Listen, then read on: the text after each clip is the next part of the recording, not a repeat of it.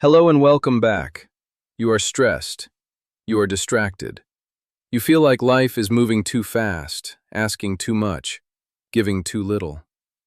You lie awake at night thinking about tomorrow. You scroll through your phone comparing your life to others. You feel angry, tired, lost, and you do not know what to do next. Now let me ask you something. What if the answers you need were written 2,000 years ago? What if a man who carried more weight than anyone alive sat down alone every night and wrote out exactly how to face what you are facing? His name was Marcus Aurelius. He was the emperor of Rome, the most powerful man in the world. He commanded armies. He controlled trade routes. He judged criminals and forgave enemies. He decided the fate of millions. And yet every night he sat with a small lamp and a piece of parchment, and he wrote. Not orders, not laws, not plans. He wrote to himself. Questions, reminders, small lessons he needed to hear. This lesson is for English learners who want more than words. It is for your mind, your future, and your life. Let us begin. The answers were always there. If you are serious about growing your mind, subscribe right now. There is more coming. Before we start, let us understand who Marcus Aurelius really was. He was born in Rome in the year 121 AD. He became emperor in 161 AD and ruled until his death in 180 AD. He was trained in Stoic philosophy from a young age. Stoicism is a school of thought that began in ancient Greece. It teaches that the good life comes not from what happens to you, but from how you respond to what happens to you. Marcus did not just study Stoicism, he lived it every day, even when it was hard. He fought wars on the northern border of the empire in cold lands far from Rome. He survived a great plague that killed millions of people across the empire and changed the ancient world forever. He lost children. He was betrayed by people he trusted. He faced criticism from people who wanted him to fail. He carried all of this, and he still showed up every day. As a ruler, as a thinker, as a husband, as a father. He tried to be a better man today than he was yesterday, and every night he wrote in his private journal. He called it his meditations. Writing a book was never his intention. History and posterity were not on his mind. He was writing to himself. Reminders, lessons, questions. He was trying to stay honest, stay grounded, stay human in a world that could have made him a tyrant. That journal survived. 2,000 years later we can read it, and when you read it, something surprising happens. You realize he was writing about your life, not just his. He was writing about the same struggles you face today, the same fears, the same failures, the same quiet questions that keep you up at night. Let us see how his answers still hold. Problem 1. Anxiety. You know the feeling. It is late at night. The room is quiet. But your mind is not. It is running through everything that could go wrong tomorrow. The meeting, the money, the relationship, the future. Your body is still, but your thoughts are moving fast, circling the same fears again and again. Marcus Aurelius knew this feeling. He wrote it down clearly. He wrote, "Today I discarded anxiety." Or no, I discarded it because it was within me in my own perceptions, not outside. Read that again slowly. Not outside. The anxiety was not in the meeting, not in the money, not in the future. It was inside him, in his own thinking. In the story, he was telling himself about what might happen. He is not saying the problems were not real. He is saying the anxiety he added on top of them was his own creation. The Stoics had a simple idea. They called it the dichotomy of control. It means this: There are things you can control and things you cannot. You can control your thoughts, your choices, your actions, your attitude. You cannot control other people, the weather, the economy, or tomorrow. Most anxiety comes from trying to control the second group. You spend your mental energy trying to manage things that are simply not yours to manage. And the harder you try, the more exhausted and afraid you become. When Marcus felt anxious, he asked himself one question: is this within my control? If yes, he acted. If no, he released it. Not easily, not perfectly, but intentionally. A weak mind holds on to everything. A strong mind knows what to let go. Try this tonight. Take a piece of paper. Write down everything that is worrying you. Then draw a line down the middle. On one side, write what you can change. On the other side, write what you cannot. Then look at the second side and practice releasing it. Not because it does not matter, but because holding it is costing you your peace and giving you nothing in return. The answers were always there. Problem 2. Distraction. You sit down to work. 5 minutes later, you pick up your phone. Then social media. Then a video. Then a message. Then another video. An hour is gone. You did not choose to lose it. It just disappeared. This is not a weakness of character. It is a war. Every app, every notification, every platform is designed by the smartest people in the world to pull your attention away from your own life. They are paid to win this war. They win it millions of times every day. Marcus Aurelius did not have a phone, but he understood the problem of a wandering mind better than most modern people do. He wrote, "Concentrate every minute on what is in front of you with genuine seriousness. Do everything as if it were the last thing you were doing in your life." The last thing you were doing in your life. If you knew today was your final day, would you spend it watching strangers argue online? Would you spend it refreshing a screen, waiting for someone to approve of you? Would you give your final hours to a notification that did not matter? The Stoics believed that attention is your most precious resource. Not money, not time. Attention. Because where your attention goes, your life follows. You become what you repeatedly focus on. If you focus on other people's lives, you build other people's worlds inside your own mind. If you focus on your own work, your own values, your own actions, you build your own life. A distracted person spends energy all day and produces very little. A focused person works for 2 hours and changes everything.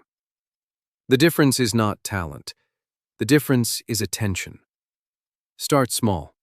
One task, 1 hour. Phone in another room. No music, no notifications, no interruptions. Just you and the work in front of you. Start with 5 minutes if you need to. The habit of focus builds slowly, but once it is built, it is the most powerful tool you will ever own. Problem 3. Procrastination. You have something important to do. Maybe you have had it for weeks, maybe months. And every morning you wake up and you say, tomorrow. Tomorrow I will start. Tomorrow I will be ready. Tomorrow you tell yourself everything will feel different. Tomorrow things will be different. Tomorrow never comes. It becomes today, and today becomes tomorrow again. Here is something most people do not know about Marcus Aurelius. He struggled to get out of bed. He actually wrote about it.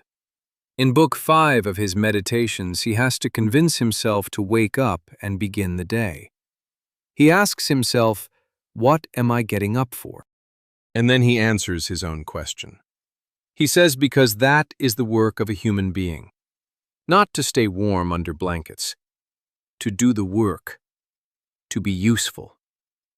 To live.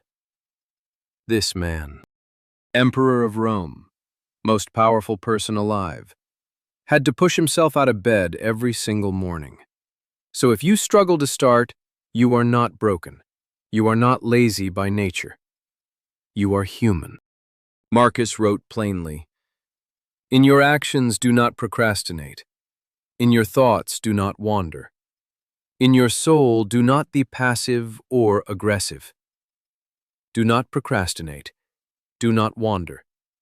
Do not be passive." Marcus Aurelius did not believe motivation was the answer to procrastination, not inspiration.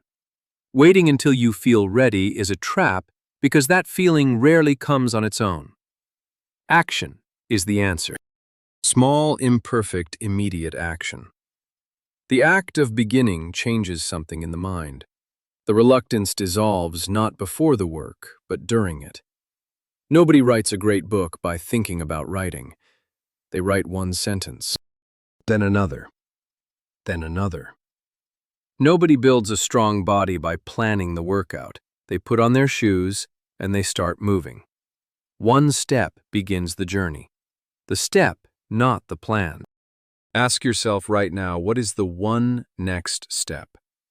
Not the whole project, not the perfect version, not the ideal conditions. Just the next step. And do that. Today, before this lesson ends. Problem 4. Comparison and envy. You open your phone. Someone from your school just bought a new car. Someone you follow is on vacation in a place you have never been. A colleague got promoted. A stranger on the internet has a confidence, a body, a success that you feel you will never reach. And something inside you shrinks. You did not plan to feel this way. You are not a jealous person by nature. But the feeling comes anyway, quiet and fast, and it changes how you see your own day. Marcus Aurelius saw this clearly. He wrote, "It never ceases to amaze me. We all love ourselves more than other people, but we care more about their opinion than our own." Think about that slowly. You love yourself, but you give more power to what others think than to what you think. You judge your own life by their standards. You measure your own progress by their results. You feel small because you are using their ruler to measure your own life. And a ruler designed for someone else will never give you an accurate reading of where you stand. Most people think envy is about wanting what others have. But envy is really about forgetting what you have. Looking so hard at someone else's table means forgetting you are sitting at your own. Social media is a machine built for comparison. It shows you the best moment of someone else's month and you compare it to your average Tuesday, their highlight against your honest daily life. It is not a fair fight, and you were never meant to win it. Stoicism does not tell you to delete the apps. It is to return to yourself. When you notice comparison rising, ask honestly, what do I actually want? Not what looks good on a screen. Not what would make someone else impressed. Not what would earn approval from people who do not even know you. What do I, in my honest self, actually want from this life? The person who knows their own values cannot be made small by someone else's highlights. Problem 5. People-pleasing. You say yes when you mean no. You change your opinion when someone pushes back. You dress differently depending on who is watching. You spend energy all day trying to make sure everyone around you is comfortable, impressed, or at least not disappointed. And by the end of the day, you are exhausted. Not from your work, from your performance. There is a difference between being kind and being afraid. Kind people give from a full heart. People pleasers give from fear. Fear of disapproval, fear of rejection, fear that if they show their real self, they will not be enough, not be loved, not be included. Marcus Aurelius wrote something that sounds simple but runs very deep. He wrote, "People try to get away from it all, to the country, to the beach, to the mountains, but you can get away from it anytime you like, by going within. By going within. The noise outside is loud. The opinions of others feel urgent. But inside you, there is a space that belongs only to you. It is yours alone. No one enters it without your permission. And most of us spend our whole lives handing out permission to people who do not deserve it.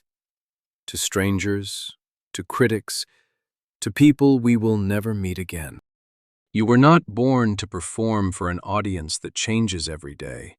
You were born to live one life, yours. Before you act, before you speak, before you say yes or no, ask yourself one honest question. Am I doing this because I believe in it? Or am I doing this because I fear what someone will think if I do not? If the answer is fear, stop, take a breath, and choose again. Problem 6. Anger. Someone cuts you off in traffic. A coworker takes credit for your work. A friend says something cruel without thinking. A stranger online writes something wrong and you feel the heat rising in your chest. Your fingers are already moving. You are ready to respond, to fight, to win. Anger is fast. Anger feels powerful. Anger feels like justice in the moment. But Marcus Aurelius knew the real cost of anger. He wrote about it many times in many different ways because he was fighting this battle himself, every day. He wrote, "How much more damage anger and grief do than the things that cause them?" How much more damage? Think about that. The thing that made you angry may have taken a few seconds, but the anger can cost you hours. It can cost you sleep. It can cost you relationships. It can damage your health. It can send words into the world that cannot be taken back. The original wound was small. The anger you carry afterward multiplies it. He also wrote, "When you lose your temper, remember, human life is very short. You have made enough mistakes yourself. You are just like them. You are just like them." That is the Stoic secret. Not suppressing anger, not pretending it is not there, but seeing the person who hurt you as human, as someone who is also struggling, as someone who is like you, trying and failing and learning and making mistakes. When you feel anger rising, try this. Pause. 10 seconds. Just 10 seconds before you respond. Then ask, will this matter in 10 days? In 10 years? If no, breathe. Let the heat pass. Choose your response instead of your reaction. Anger is a choice you make in the second after the trigger. The Stoics say that space between the trigger and the response is where your character lives. Make a different choice in that space. Problem 7. Difficult people. They are in your life. The coworker who complains about everything and helps with nothing. The family member who criticizes your choices at every meal. The manager who is unfair and takes no responsibility. The neighbor who makes noise and pretends not to hear. The stranger who is rude for no reason you can understand. You cannot always leave. You cannot always change them. Sometimes you simply have to stand in the room with them. Marcus Aurelius started every morning with a kind of mental preparation. He wrote it down so he would not forget it. He wrote, "When you wake up in the morning, tell yourself the people I deal with today will be meddling, ungrateful, arrogant, dishonest, jealous, and surly." And then he said something remarkable. He said they are like this because they cannot tell good from evil. They act from ignorance, not from choice. And so none of them can hurt me. None of them can hurt me. Not because they are not doing harm, but because Marcus had made a decision before the day began. He decided that the harm they do would stay outside. It would not reach inside. He made himself a fortress, not with walls and gates, but with understanding. When you see a difficult person as someone who is suffering, who is confused, who is acting from their own pain and their own limits, something changes in you. You stop taking it personally. You stop making their behavior about your worth. You stop giving them the power to decide what kind of day you are going to have. Here is the shift. Replace the thought, they are terrible, with the thought, they are struggling too. It will not change them, but it will free you. Problem 8. Failure and setbacks. You had a plan. You worked hard for it. You believed in it. You told people about it. And then it fell apart. The job did not work out. The business failed. The relationship ended. The goal you gave years of your life to slipped away from you. And now you sit in the quiet, with a feeling that you do not fully want to name. That maybe you are not enough. That maybe you never were. That maybe the smart move is to stop trying so hard. This is one of the most dangerous moments in a person's life, not because of the failure, but because of what the failure tells you about yourself if you let it tell the wrong story. Marcus Aurelius faced real failure. He sent soldiers into battle and they did not come back. He made decisions as emperor that cost lives. He trusted people who betrayed him. He watched plans he had made for years collapse under the weight of war and disease. He was not a man who lived in comfort, far from consequence. He wrote, "Do not let your imagination be crushed by life as a whole. Stick with the situation at hand, and ask, why is this so unbearable? You will be embarrassed to answer. Why can I not endure it? Because most of the time, if you are honest with yourself, you can. You have endured things before, hard things, things that felt impossible when they were happening, and you are still here. You survived everything that has tried to stop you so far, every single time." The Stoics had a saying, "The obstacle is the way." It does not mean suffering is something to celebrate. It means that the thing standing in your path is also shaping you. Failure shows you where your plan was weak. It shows you who your real friends are. It teaches you things that success by its very nature cannot. After a setback, do not ask, "Why did this happen to me?" Ask instead, "What am I learning? And what is the next step forward?" One step, just one step. That is always enough to begin again. The answers were always there. Problem 9. Change and uncertainty.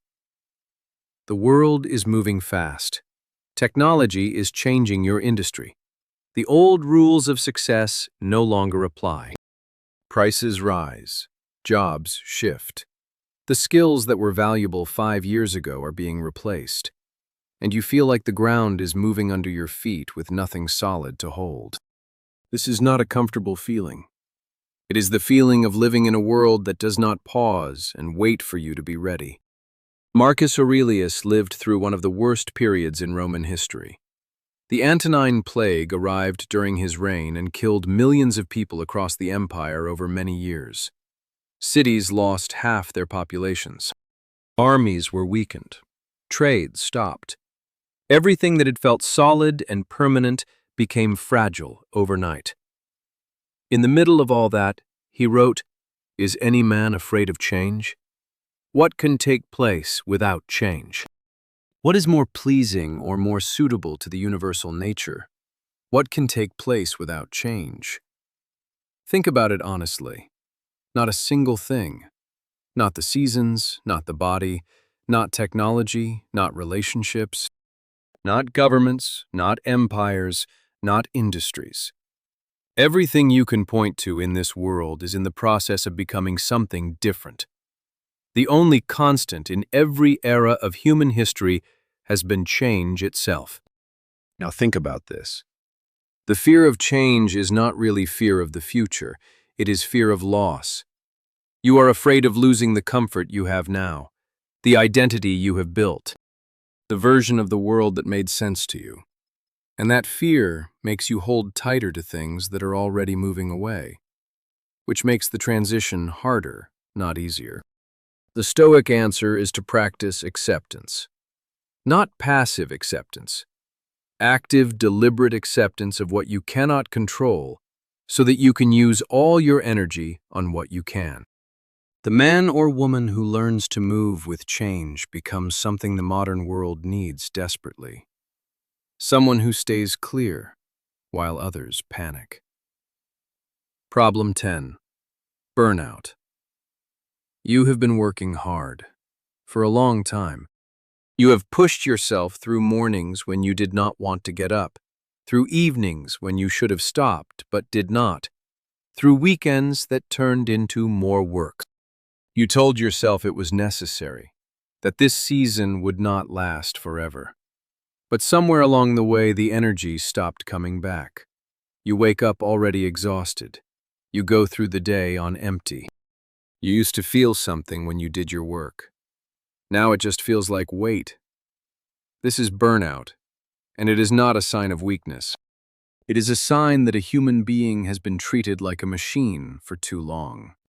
Marcus Aurelius, who ruled the largest empire in the world, who made decisions that affected millions of lives, who was available to his empire every waking hour, still understood this. He wrote, "In your life, do not be all about business." 5 words from the busiest man alive.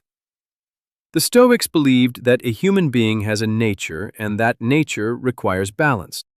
Work and rest, action and stillness, output and recovery. When you break that rhythm for long enough, something inside you breaks down. Not suddenly, slowly, like a machine that was never given maintenance. Rest is not laziness. Rest is not something you earn only after everything is finished. There will always be more to do. If you wait until everything is done to rest, you will rest when you are dead. Rest is the practice of keeping yourself capable.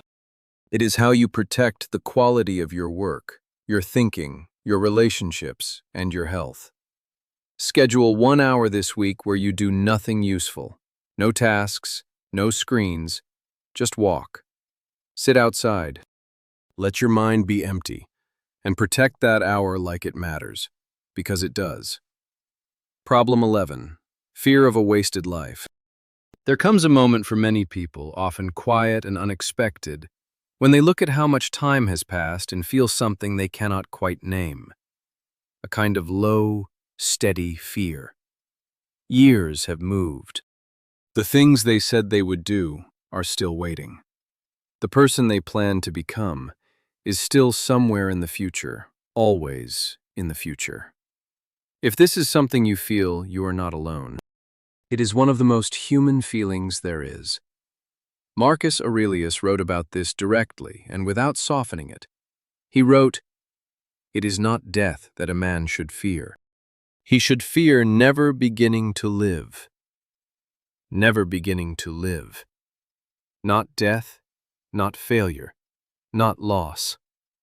The greatest fear, he said, is a life that passes without you truly inhabiting it. A life spent preparing, waiting, performing for others, playing it safe, being careful, being everything except fully, honestly, completely yourself. The Stoics used a practice called memento mori. The phrase means, remember that you will die. It sounds dark, but they did not use it to bring fear. They used it to bring focus. When you hold in your mind that your time here is finite, something shifts. Today becomes precious. Right now becomes enough. Excuses become smaller. The fear of starting becomes smaller than the fear of never starting. You do not need to become a completely different person by next month. You do not need to have the whole plan figured out. You need one honest step toward the life that is actually yours, not the one inherited from other people's expectations. Ask yourself tonight, if today were my last day, would I be proud of how I lived it? Not proud of what I achieved, proud of who I was, how I treated the people around me, what I chose to do with the hours I was given. That question, asked honestly and often, will change you more than any plan or program you have ever tried. Problem 12. Lack of purpose. You do what you are supposed to do. You go to work. You pay your bills. You respond to messages. You show up to places. You meet the basic requirements of a life. But underneath all of it, there is a quiet question that you cannot always silence. Why? What is this for? Does any of it mean anything? Is this really all there is? This is the deepest of the 12 problems, and it is the one that Marcus Aurelius answered most directly, most simply, and most honestly. He wrote, "Your task is to be a good human being. Then do it, without hesitation. That is it. That is the answer. Not a great business person, not a famous person, not a wealthy person by the measures the world gives you. Not a successful person by any of the shifting definitions that change with every generation. A good human being." The Stoics did not mean perfect. They did not mean without flaws or without failure. They meant honest. They meant caring about something beyond yourself. They meant trying with full attention every day and never completely stopping. Hear me on this. Purpose is not a destination. Purpose is not a role you reach one day like a title on a door. Purpose is a direction you choose in every action. When you speak with honesty, you are living your purpose. When you help someone who needs it, you are living your purpose. When you do your work carefully and give it your real attention, you are living your purpose.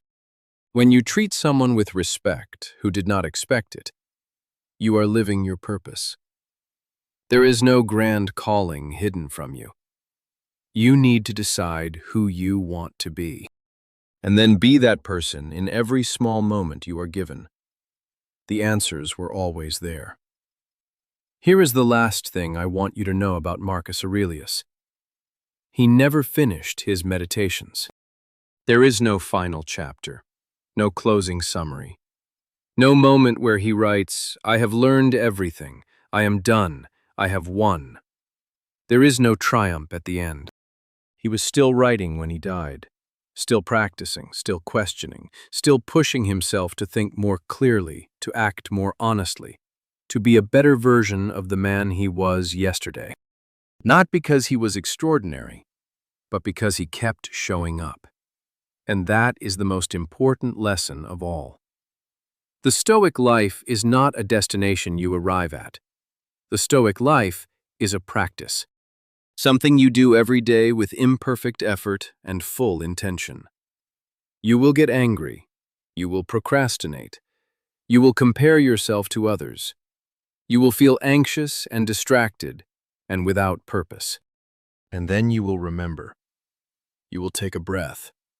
You will ask the right question, and you will choose again. That is what Marcus Aurelius did. Not once, not in a single moment of insight. He did it every day, night after night, in a private journal that was never meant to be read, writing to himself in the dark, trying to be worthy of the day that was coming. Let us go back through the 4 pillars and 12 answers one final time.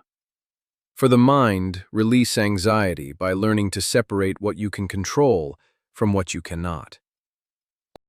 Focus your attention like it is the most valuable thing you own, because it is. And take action now, even before you feel ready. Because readiness is a feeling that follows action, not one that comes before it. For the ego, stop measuring your life with someone else's ruler.